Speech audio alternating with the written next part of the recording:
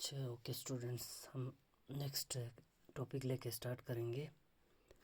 Factors responsible for the emergence of entrepreneurship. ये next topic है हमारा।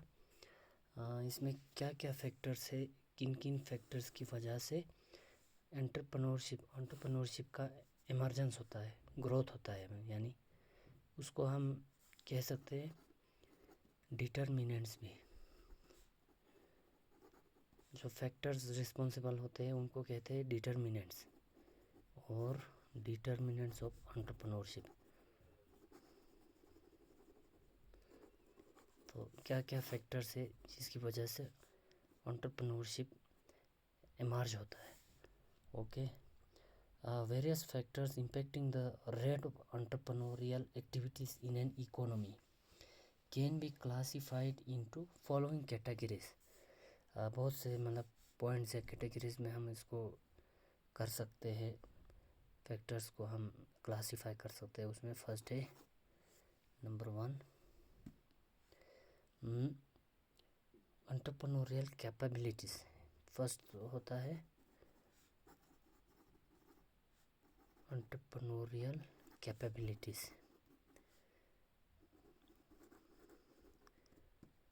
एंटरप्रेन्योरियल कैपेबिलिटीज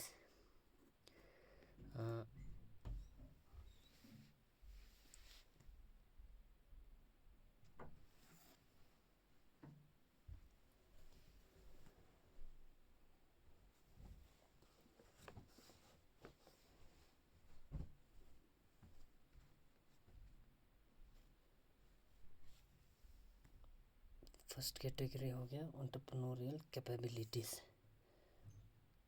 किसी भी एंटरप्रेन्योरशिप को ग्रो होने में, इमर्ज होने में क्या मेन फैक्टर होता है? एंटरप्रेन्योरियल कैपेबिलिटीज़, मतलब कि एंटरप्रेन्योरशिप करने की जो कैपेबिलिटी है वो होनी चाहिए जो बिजनेसमैन के पास। Okay, this factors relate to life of an individual, traits of his personality. इसमें एक तो होता है लाइफ ऑफ एन इंडिविजुअल, फिर traits of his personality, traits of his personality, उसकी पर्सनालिटी की कुछ ट्रेड्स, क्वालिटीज़ भी होती है, वो भी मैटर करता है पर्सनालिटी। सॉरी। फिर होते हैं culture and family. Culture and family से भी ये ट्रेड्स या क्वालिटीज़ उसमें आ जाते हैं। फिर है एज।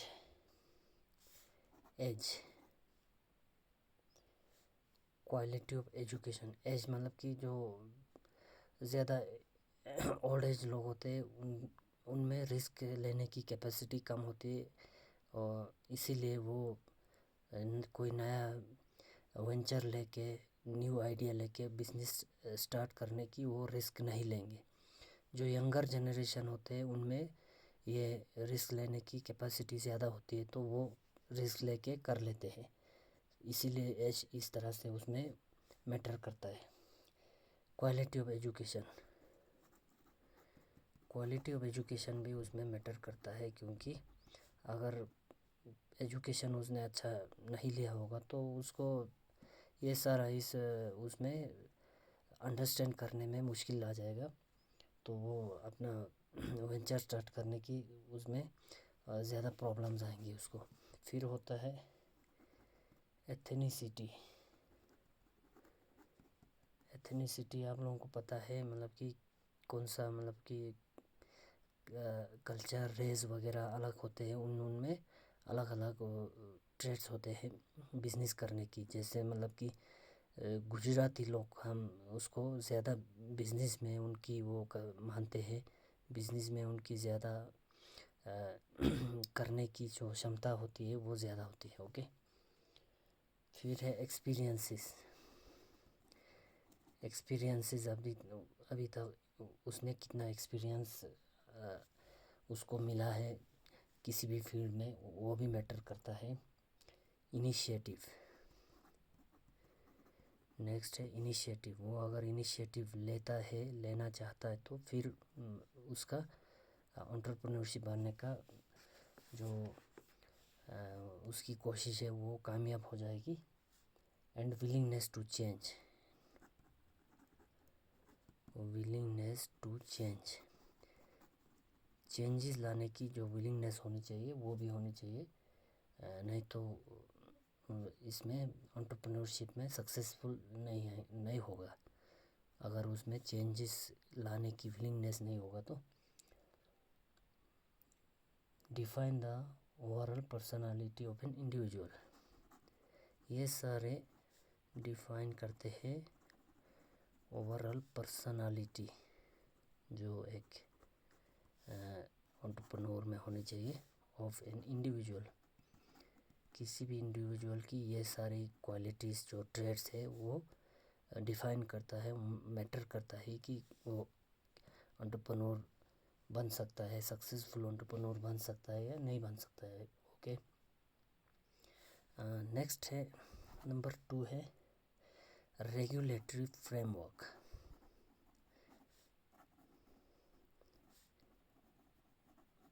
ये जो कैपेबिलिटीज़ है तो ये तो वो पर्सनल ट्रेट है उसका, जो अलग अलग इंडिविजुअल्स में अलग अलग तरह से होते हैं।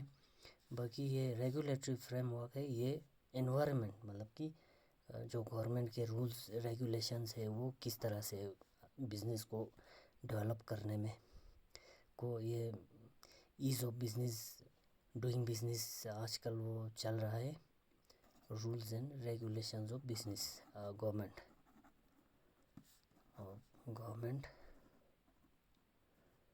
For doing business. इसका रेगुलेटरी फ्रेमवर्क का सिंपल मतलब ये है कि rules and regulations of business और गवर्नमेंट फॉर डूइंग बिजनेस। आप लोगों ने सुना होगा ease of doing business, ease of doing business ये एक गवर्नमेंट की पॉलिसी है कि मतलब कि बिज़नेस करने में कितनी आसानी हो जाए एक इंडिविजुअल को। अगर उसमें ज़्यादा कोई रेगुलेशंस होगा, ज़्यादा फॉर्मेलिटीज़ होगा, लोन लेने में बहुत मुश्किल होगा, या गवर्नमेंट कोई सब्सिडी नहीं दे रहा है, गवर्नमेंट लाइसेंस आसानी से नहीं दे रहा है, ऐसा अगर है तो फिर बिज़नेस करने में मुश्किल आ जाएगी। इसीलिए एंटरप्रेन्योरशिप का जो इमरजेंस है वो कम हो जाएगा। इसीलिए उसको बढ़ाने के लिए गवर्नमेंट ने किया है आजकल ईज़ ऑफ डूइंग बिजनेस में, मतलब कि बिज़नेस जो स्टार्ट करने की वो है प्रक्रिया है, प्रोसेस को आसान कर दिया है। आप लोगों ने ये भी सुना होगा startup India, startup India. Startup मतलब वही होगा, न्यू बिज़नेस अगर कोई स्टार्ट करता है तो उसको कहते हैं स्टार्टअप। तो उसमें गवर्नमेंट सपोर्ट कर रहा है, गवर्नमेंट उसको सब्सिडी दे रहा है, गवर्नमेंट उसको और लोन वगैरह लेने में आसानी वो बना रहा है। तो इसीलिए ये रेगुलेटरी फ्रेमवर्क है वो मैटर करता है कि किस तरह से गवर्नमेंट बिज़नेस को स्टार्ट करने और उसको फर्दर डेवलप करने में कितनी वो दे रहा है, प्रमोशन कर रहा है, ये सारा इसमें मैटर करता है। उसको कहते हैं रेगुलेटरी फ्रेमवर्क। इसमें लॉज भी आ जाता है, laws and regulations, laws and regulations. तो बिज़नेस करने के भी बहुत सारे लॉज है और रेगुलेशंस है। ओके, आपने सेबी सुना होगा, securities and exchange board of India, RBI सुना होगा,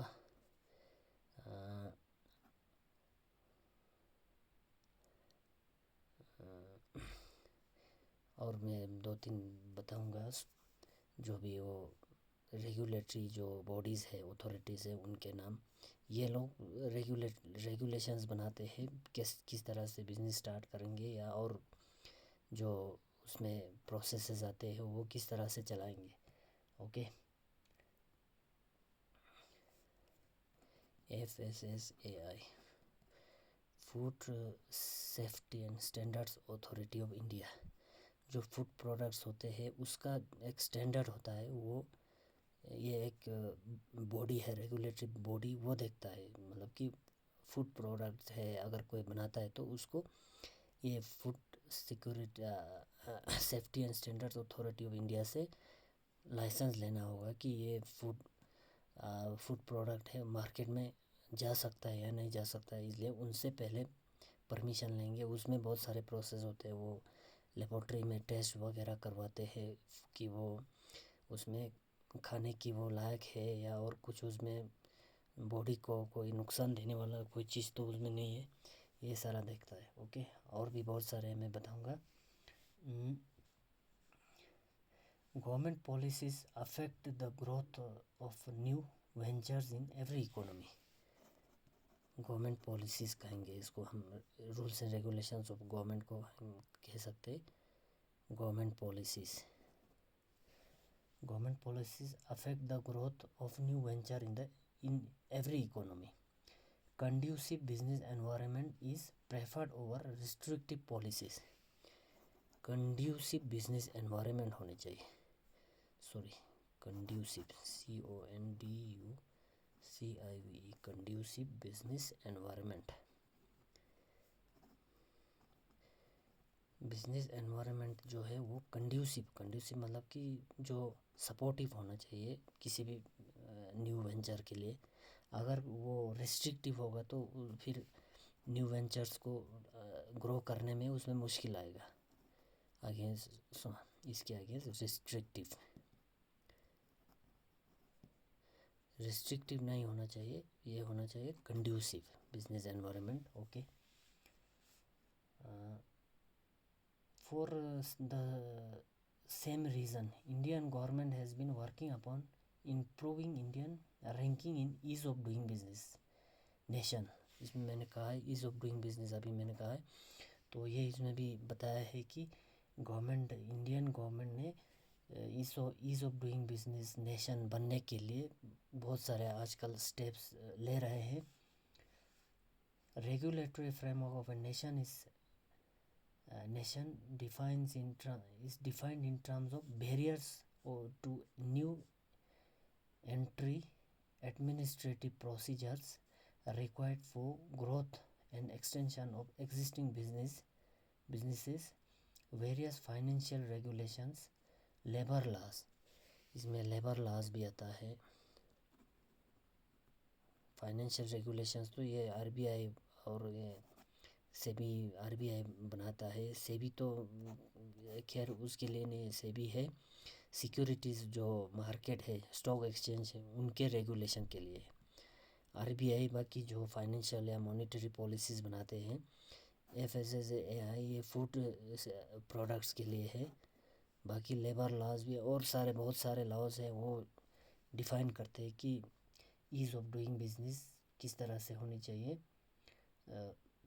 रेगुलेटरी फ्रेमवर्क हम डिफ़ाइन करेंगे तो उसमें बैरियर्स टू न्यू एंट्री, जो न्यू बिजनेसेस है उनको मार्केट में इंटर होने में बैरियर्स मतलब रिस्ट्रिक्शंस कितनी है, कितनी आसानी से वो मार्केट में इंटर कर सकता है, ये है एडमिनिस्ट्रेटिव प्रोसीजर्स। फिर उसके बाद चलाने में उसमें कि क्या क्या प्रोसीजर्स है, जो रूल्स एंड रेगुलेशंस है वो required for growth and expansion of existing businesses. Existing business को ग्रो करने और उसको एग्जिस्टिंग मतलब कि जो है मार्केट में तो है लेकिन उसको अभी चला रहे हैं, तो उसको चलाने में, एक्सपेंशन करने में, बड़ा करने में, फिर इसमें ये रूल्स रेगुलेशंस गवर्नमेंट का रेगुलेटरी फ्रेमवर्क कितना अफेक्ट करता है। फिर वेरियस फाइनेंशियल रेगुलेशंस है और लेबर लॉस है, ये सारा अफेक्ट करता है गवर्नमेंट की बिजनेस जो बढ़ाने की वो पॉलिसी को। ओके, जिसको हम कहेंगे factors affecting emergence of entrepreneurship. Number 3 factor, तीसरा फैक्टर है हमारा मार्केट कंडीशंस। मार्केट कंडीशंस किस तरह की है किसी भी मतलब की नेशन की एंटरप्रेन्योरशिप या न्यू वेंचर्स को डेवलप होने में, ग्रोथ होने में। Availability of ready market and high probability of acceptance towards new products. एक तो availability of ready market, availability of ready market, एक तो रेडी मार्केट होनी चाहिए। दूसरा है जी and high probability of, and high probability of acceptance, acceptance of acceptance of new products. New products को एक्सेप्ट करने की जो प्रोबेबिलिटी है वो हाई होनी चाहिए, तभी फिर ये इमर्ज हो सकता है, ग्रोथ हो सकता है एंटरप्रेन्योरशिप का। Push the spirit of entrepreneurship, push the spirit of entrepreneurship, entrepreneurship का जो एंटरप्रेन्योर्स, PRENE, एंटरप्रेन्योर्स का जो बिजनेस स्टार्ट करने का और उसको चलाने का जो स्पिरिट है, जो उसमें आइडिया है, उसको मोटिवेट करने के लिए एक तो ready availability of ready markets होनी चाहिए, और दूसरी high probability of acceptance of new products, new products को एक्सेप्ट करने की हाई प्रोबेबिलिटी होनी चाहिए, तभी फिर एंटरप्रेन्योर्स का जो स्पिरिट है वो बढ़ता है। Okay. Buoyant markets play an important role in promoting new ventures. Buoyant मतलब उसको कहेंगे जो सपोर्टिव हो। अगर सपोर्टिव मार्केट होगा तो फिर उसको ये बहुत बड़ा रोल प्ले करता है, इम्पोर्टेंट रोल प्ले करता है for promoting new ventures, new business को प्रमोट करने के लिए। Current state of competition, access to domestic and foreign market and fairness in competition are compelling forces for entrepreneurship. For example, जो और सारे जो फैक्टर्स है उसमें current state of competition, competition का जो कितना स्टेट मतलब कि कितना कंपटीशन है उसका volume, current state of competition,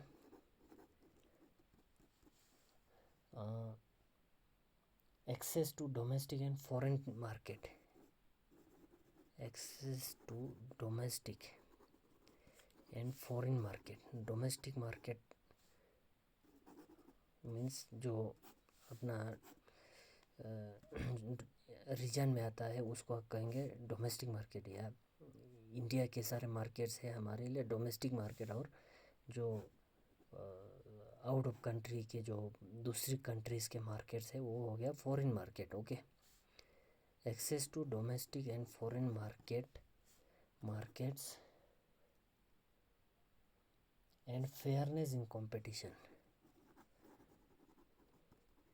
fairness in competition, competition में भी फेयरनेस होनी चाहिए। अगर कोई अनफेयर कंपटीशन होगा तो उसमें फिर इसको प्रमोट नहीं कर सकते, मतलब कि जो एंटरप्रेन्योर्स के जो स्पिरिट है, जो मोटिवेशन है वो ख़त्म हो जाएगा। इसीलिए उसमें फेयरनेस होनी चाहिए कंपटीशन में भी। ओके।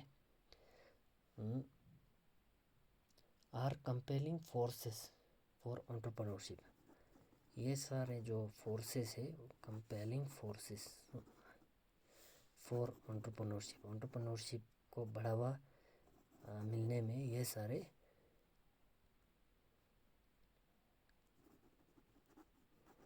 फोर्सेस बहुत बड़ा रोल प्ले करता है। ओके। उसमें अगर कंपटीशन को अगर फेयर कंपटीशन अगर कहेंगे तो उसमें एक कंपटीशन कमीशन भी, एक कंपटीशन कमीशन करके एक बॉडी भी है, वो भी इसमें जो कंपटीशन के लिए रेगुलेशंस है वो बनाते हैं। ओके। तो फॉर एग्जांपल है, Maruti could maintain the position of market leader during the initial years in India due to the lack of competition. जो पहले हम अगर गाड़ी की बात करते तो करेंगे, मतलब इस आज से कोई 10 15 20 साल पहले अगर गाड़ी की बात करेंगे तो उसमें एक ही गाड़ी आ जाती है, मारुति। आजकल तो, तब उस टाइम में कंपटीशन था नहीं, इसीलिए मतलब कि बाकी सारे जो ब्रांड्स हैं आजकल, हुंडई है और है, महिंद्रा है, किया है, इस तरह से बहुत सारे जो है, फोर्ड है, ये सारे उस टाइम पे मार्केट में नहीं इंटर नहीं किया था। इसीलिए मारुति को उसका फ़ायदा मिल गया कि उसका जो इनिशियल ईयर्स में वो लीडर ऑफ जो बिज़नेस लीडर की तरह उसने अपना बिज़नेस चलाया। आजकल तो सारे ऑप्शन हमें मिलेंगे बहुत सारे मारुति के अलावा, अगर गाड़ी की बात करें तो। ओके, नेक्स्ट है एक्सेस टू फाइनेंस। फाइनेंस मिलता है कि नहीं हमें, बिजनेस एक काम करेंगे तो उसमें क्या चाहिए, फाइनेंस चाहिए। फाइनेंस जिसको हम फंड भी कह सकते हैं, कैपिटल भी कह सकते हैं। तो एक बिजनेस को हम चलाने के लिए finance is the life blood of business, कह सकते हैं हम। Finance is the life blood of any business. किसी भी बिजनेस का लाइफ जो फाइनेंस के वजह से चल रहा है, अगर फाइनेंस नहीं तो फिर वो बिजनेस भी बंद हो जाएगा। इसीलिए फाइनेंस, एक्सेस टू फाइनेंस हमें आसानी से मिल रहा है कि नहीं मिल रहा है, वो फैक्टर प्ले करता है एंटरप्रेन्योरशिप को बढ़ाने के लिए। New business need a time to generate profits as sales take time and initial receipts are not usually sufficient to break even startup costs। Startup cost होता है इसमें, मतलब कि बिजनेस हमने स्टार्ट किया तो उसमें पहले ज़्यादा खर्चा हो जाएंगे, तो उस खर्चा को पहले सेल्स सेल्स लेस भी नहीं, मतलब कि वो टाइम लेगा। अगर सेल्स होने में टाइम लगेगा, उस सेल्स की जो रिसीट्स है वो पूरा नहीं होगा इस ब्रेक इवन करने के लिए। ब्रेक इवन कहते हैं हम कॉस्ट और रेवेन्यू अगर इक्वल है, cost is equal to revenue, जिसको पोजीशन को कहेंगे हम no loss profit, no loss position. No profit no loss का एक पोजीशन होता है, उसको कहते हैं ब्रेक इवन पॉइंट। तो ब्रेक इवन होने में जो पहले जो इनिशियल सेल्स है उसका रिसीट्स पूरा नहीं होगा, ब्रेक इवन होने में कॉस्ट को रेवेन्यू, मतलब कि जितना खर्चा हुआ है उतना रेवेन्यू आने में टाइम लगेगा। इसीलिए पहले जो इनिशियल स्टार्टअप हम करते हैं तो उसमें जो प्रॉफिट्स आने का थोड़ा टाइम लगता है। इसीलिए उस टाइम में बिजनेसमैन को एक इनिशियल सपोर्ट चाहिए फाइनेंस के लिए, मतलब कि अभी जो हमारे जो वर्किंग कैपिटल है उसमें फाइनेंस करने के लिए अभी सेल्स का जो रसीद है वो पूरा नहीं हो रहा, तो दूसरा सोर्सेज चाहिए। वो सोर्सेज अगर प्रोवाइड करेंगे गवर्नमेंट या जो भी जो फाइनेंशियल रेगुलेटरी फ्रेमवर्क है, फाइनेंशियल जो अथॉरिटीज़ है, बैंक्स है, फाइनेंशियल इंस्टीट्यूशंस है, वो सारे इसको प्रोवाइड करेंगे। टाइम लगने में जो रसीड्स को प्रॉफिट में कन्वर्ट करने के लिए उसको टाइम लगेगा, तब तक फाइनेंस का जो उसमें डिस्टर्बेंस नहीं होना चाहिए, वो अगर मिल जाए तो फिर ये भी फैक्टर प्ले करता है, इम्पोर्टेंट फैक्टर है एंटरप्रेन्योरशिप की जो इमर्जेंस और ग्रोथ के लिए। Okay, Therefore, entrepreneurs need to carefully estimate funds required, different sources that can be tapped, and government schemes promoting entrepreneur different industries in India। इसीलिए जो एंटरप्रेन्योर है उसको केयरफुली एस्टिमेट करना चाहिए, जो पहले इनिशियल फंड जो रिक्वायरमेंट होती है कि और उसको किस किस कहाँ कौन से सोर्सेस से उसको हम करेंगे, फाइनेंस करेंगे। ओके, तो to be tapped and government schemes promoting entrepreneurs.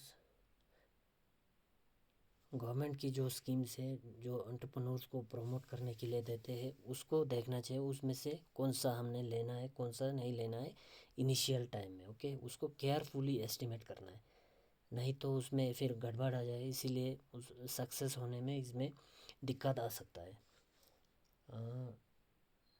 In India Steve Jobs and Steve Wozniak started Apple computer by selling Volkswagen microbus and Hewlett Packard calculator for finance. पहले Steve Jobs, जो आप लोगों को पता है Apple का जो founder है और सीईओ है, और दूसरा है स्टीव वोजनिक, वो उसका साथी होगा।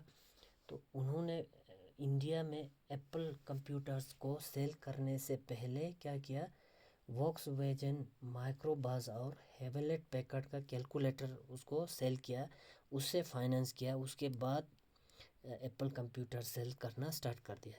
तो इस तरह से मतलब कि वो देखना चाहिए इनिशियल में कौन सा जो सोर्स है उसको लेना है, और गवर्नमेंट के क्या क्या स्कीम्स है उसको ध्यान से केयरफुली वो कर इवेलुएट करना है। ओके, हाँ, नेक्स्ट आता है नंबर 5 5 हो गया ना, 5।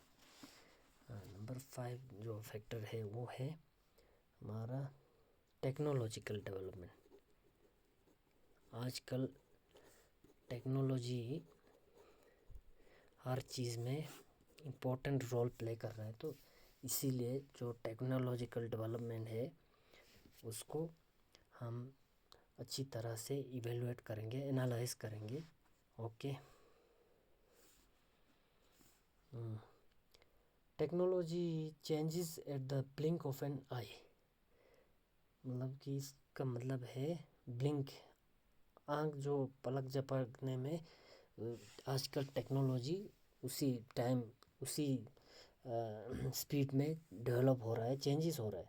तो researchers and technical experts across the world are working on producing better products, offering innovative services and raising customer expectations. Research and technical experts है वो आजकल क्या कर रहे हैं, इनोवेटिव प्रोडक्ट्स और बेटर प्रोडक्ट्स और बेटर सर्विस देने की वो कोशिश कर रहा है जो कस्टमर की एक्सपेक्टेशंस के हिसाब से हो। With access to global marketplace, entrepreneurs have to carefully plan their moves and yet deliver on time to reap benefits from opportunities.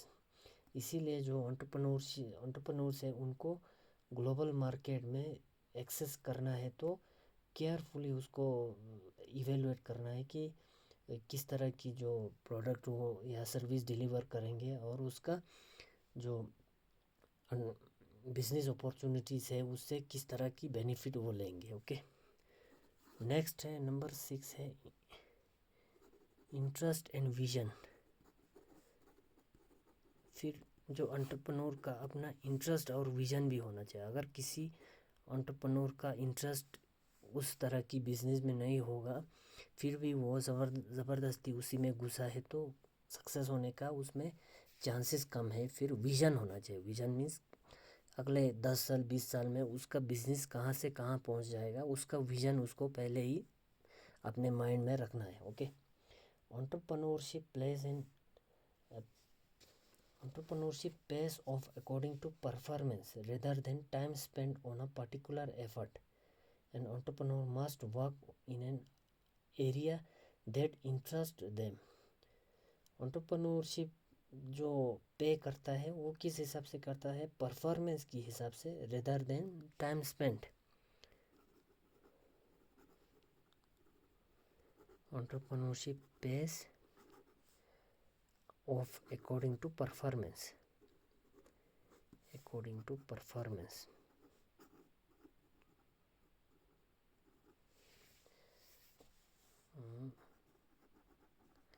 Rather than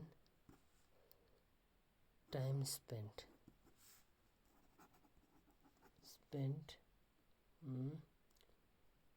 on a particular effort, किसी भी एफर्ट में उसने time कितना spend किया है वो matter नहीं करता है। एंटरप्रेन्योरशिप की सक्सेस में क्या मैटर करता है कि परफॉर्मेंस मैटर करता है। परफॉर्मेंस किस हिसाब से आएगा, उसका जो इंटरेस्ट है उसमें है ही नहीं, है या नहीं। An entrepreneur must work in an area that interests them. An entrepreneur must work in an area that interests them. उनका जो इंटरेस्ट कहाँ है उस हिसाब से अगर वो काम करेंगे तो उसमें फिर जो बेनिफिट्स है वो आ जाएंगे, नहीं तो सक्सेस नहीं होगा। अगर विदाउट इंटरेस्ट के हिसाब से अगर वो नहीं काम नहीं करेंगे, सिर्फ वो टाइम देंगे उस पर, तो उससे उतना जो बेनिफिट है उसमें नहीं आएगा। Otherwise they will not be able to maintain a high level of work ethic and they will most likely fail. तो इसमें फेल होने के पूरे चांसेस है। वर्क एथिक उसमें नहीं आएगा उतना जितना लेवल का चाहिए इसमें। The interest must also translate into vision for the companies growth. और इंटरेस्ट जो ट्रांसलेट होना चाहिए विजन में, विजन जो उसका इंटरेस्ट है उसको किस मतलब कि आगे कई सालों तक उसमें एक विजन भी रखना चाहिए, वो इंटरेस्ट को किस तरह से उस साइड में लेते हैं। Okay, even if the day-to-day activities of business are interesting to an entrepreneur, this is not enough for success unless they can turn this interest into a vision of growth and expansion. Vision क्या है? Vision of growth and expansion. Growth and expansion जो day to day अगर day to day जो work में उसको अगर interest आएगा भी तो वो उतना मैटर नहीं करेगा जब तक जो इंटरेस्ट है उसको ट्रांसलेट करके वो एक विज़न नहीं बनाएंगे जो उसकी ग्रोथ और एक्सपेंशन में बेनिफिट करेगा बाद में। Okay, this vision must be strong enough that they can communicate it to investors and employees. ये विज़न इतना स्ट्रॉन्ग होना चाहिए कि जो कम्युनिकेट करके इंटरेस्ट जो इन्वेस्टर और एम्प्लॉयज़ को कम्युनिकेट होना चाहिए जो उसका विज़न है। ओके, नेक्स्ट है स्किल। स्किल भी होने चाहिए, जो बिजनेस का स्किल है वही जो उसको अपना इंटरेस्ट है, उसने अपना एक न्यू इनोवेटिव जो काम लिया है। All the interest and vision can not make up for a total lack of applicable skill. As the head of a company, whether he has employees or not, the entrepreneur must be able to wear many hats and do so effectively. अगर कोई entrepreneur है, उसका interest और vision है लेकिन उसमें skill नहीं है, lack of skill, applicable skill है, तो फिर वो ज़्यादा आगे तक सक्सेस नहीं होगा। इसीलिए उसको he or she has to wear many hats whether he has employees or not. Employees उसके पास होगा या नहीं होगा, लेकिन उसको मल्टीपल जो टास्क है वो काम करना आना चाहिए। फॉर एग्जांपल है, if he wants to start a business that creates mobile games, he should have specialized knowledge in mobile technology, the gaming industry, game design, mobile app marketing और programming. अगर वो कोई बिजनेस स्टार्ट करता है mobile games create करने की, तो उसमें उसके पास जो जो स्किल्स होनी चाहिए उसमें है specialised knowledge in mobile technology होनी चाहिए, गेमिंग इंडस्ट्री में उसको नॉलेज होना चाहिए, गेम डिज़ाइन में नॉलेज होना चाहिए, mobile app marketing and programming, इन सारे एरियाज़ में उसको अगर नॉलेज है तो, स्किल उसको पता है तो फिर वो सक्सेस हो सकता है। ओके, नेक्स्ट है इन्वेस्टमेंट। फिर इसमें इन्वेस्टमेंट भी करना आना चाहिए। Okay, an entrepreneur must invest in his company. An entrepreneur must invest in his company, अपनी कंपनी में वो इन्वेस्ट करना चाहिए। ओके, दे द इन्वेस्टमेंट में भी something less tangible, investment less tangible भी हो सकता है। ओके, लेस टेंजिबल मतलब कि उसको ये ज़रूरी नहीं है कि प्लांट, मशीनरी, फर्नीचर, ये सारे टेंजिबल एसेट्स ही उसके पास इन्वेस्ट करने के लिए हो। इनटेंजिबल, लेस टेंजिबल भी होने से भी चलता है, जिसमें मतलब होते हैं टेक्नोलॉजी, होते हैं पेटेंट्स, होते हैं ये सारे। Such as the time he spends, एक तो टाइम है वो है less tangible time,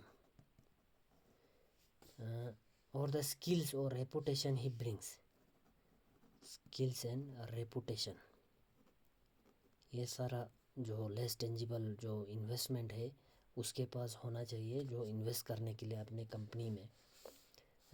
but he also tends to involve a significant investment of assets with a clear value, assets भी जो टेंजिबल है with a clear value. Invaluable अगर assets की कोई वैल्यू नहीं है, वो ऐसे बिजनेस में ला के रखता है तो उससे उसका कोई फ़ायदा नहीं होगा। इसीलिए क्लियर वैल्यू के साथ एक एसेट को भी उसमें इन्वेस्ट करना चाहिए, whether it is cash, real estate और intellectual property. Whether it is cash, cash भी हो सकता है, रियल एस्टेट जो उसकी बिल्डिंग वगैरह है वो भी हो सकता है, और इंटेलेक्चुअल प्रॉपर्टी, इंटेलेक्चुअल प्रॉपर्टी वही होते हैं टेक्नोलॉजी या पेटेंट वगैरह होता है, वो होना, वो भी इन्वेस्ट करना बहुत ज़रूरी है। अगर इन्वेस्ट करना अगर उसको नहीं आता है तो फिर अपनी तरफ से जो भी इन्वेस्टमेंट है वो अपनी तरफ से इन्वेस्टमेंट होने चाहिए, वो अगर ला के उसको करता है तो फिर उसमें एंटरप्रेन्योरशिप में ग्रोथ और सक्सेस उसको मिलेगा। नेक्स्ट है हमारा number 9, organisation and delegation.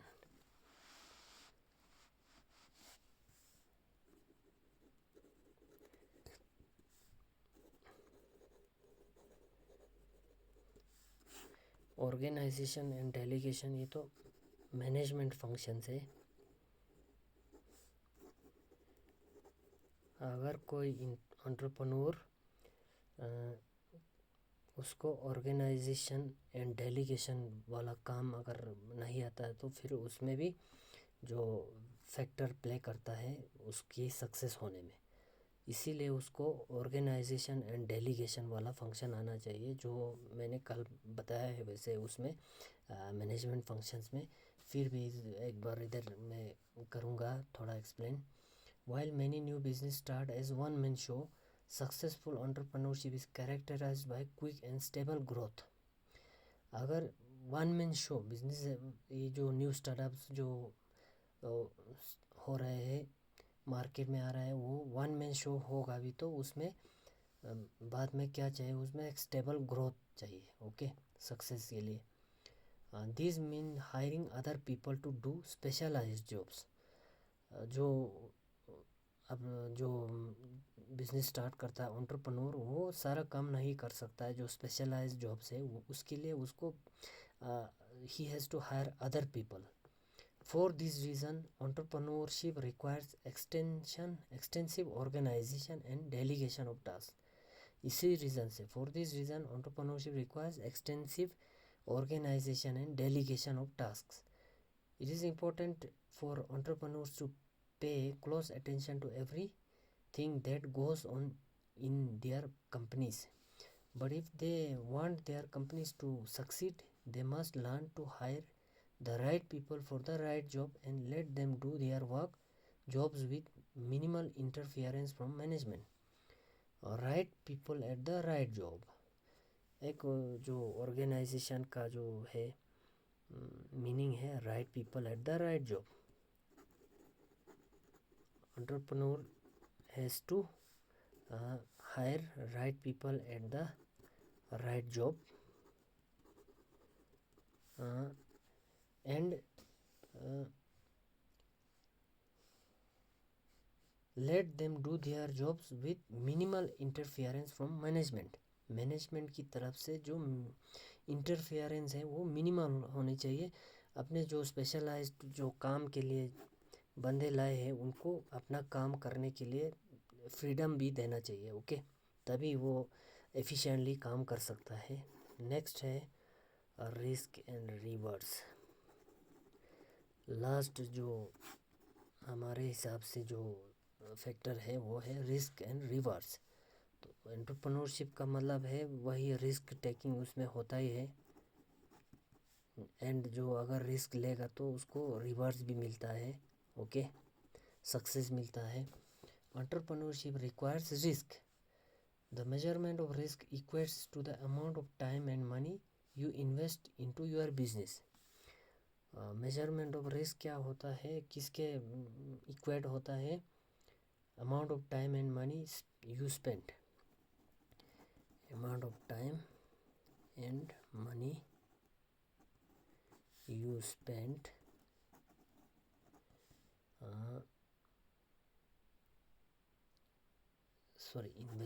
spend invest कर सकते हैं हम. Invest into your business.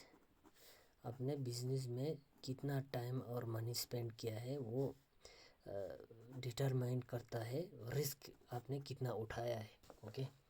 However, the risk also tends to relate directly to the rewards involved. फिर रिस्क जितना ज़्यादा लेगा वो directly relate to the reward.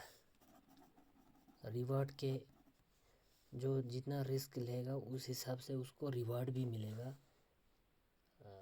हम इस बिजनेस जो इक्वेशन के हिसाब से चले तो an entrepreneur who invests in a franchise pays for someone else's business plan and receives a respectable income, while an entrepreneur who he undertakes groundbreaking innovations risks everything on an assumption that something revolutionary will work in the market. If such a revolutionary is wrong, he can lose everything. However, if he is right, he can suddenly become extremely wealthy. जो entrepreneurship के जो types है इसमें हम दो types discuss करेंगे. एक होता है entrepreneur who invest in franchise. जो फ्रेंचाइज लेते हैं, आप लोगों को पता होगा फ्रेंचाइज मतलब जो दूसरा कोई बिजनेस है उसका जो लाइसेंस लेके करना. जैसे मान लो मैंने एयरटेल का जो सिम वगैरह देने का वो काम अगर किया है लिया है तो वो हो गया मैंने एयरटेल का फ्रेंचाइज़ लिया है. तो इस तरह का एंटरप्रेन्योर है वो तो जो इन्वेस्ट कर रहा है अपने बिजनेस में नहीं कर रहा है, वो एयरटेल की बिजनेस में कर रहा है. उसको थोड़ा मिलेगा, उसको जितना रिस्क लेके वो करेंगे उसका उतना रिवार्ड मिलेगा. लेकिन जो दूसरा जो एंटरप्रेन्योर है वो विदाउट जो फ्रेंचाइज अपना एक ग्राउंड ब्रेकिंग इनोवेशन लेके रिस्क लेके सारा जो उसका everything he risks on the assumption that something revolutionary will work in the market. जो रिवोल्यूशनरी कोई नया वो आ जाएगा रिवोल्यूशन, इसी हिसाब से उस एजम्पशन से वो सारा कुछ रिस्क पे डाल के वो उसमें बिजनेस स्टार्ट किया है. अगर वो रॉन्ग होता है जो उसका एजम्पशन तो वो पूरा सारा उसका लॉस हो जाएगा जितना भी उसका है वेल्थ है. लेकिन अगर वो सक्सेस होता है, उसका जो एजम्पशन ठीक निकलता है तो फिर वो सबसे वेल्दी बन जाएगा। ओके, इसीलिए इसमें रिस्क में वही है कि जो रिस्क ले रहा है तो एजम्पशन ठीक होना चाहिए कि वो किस हिसाब से रिस्क ले रहा है। इसके बाद जो नेक्स्ट टॉपिक पे आते हैं हम। अगर इसमें कोई डाउट है तो आप लोग मेरे से डिस्कस वो पूछ लीजिए व्हाट्सएप वगैरह करके। ओके, इसको हम टॉपिक को इधर ही कंक्लूड करते हैं। उसके बाद कल नया टॉपिक हम वो करेंगे।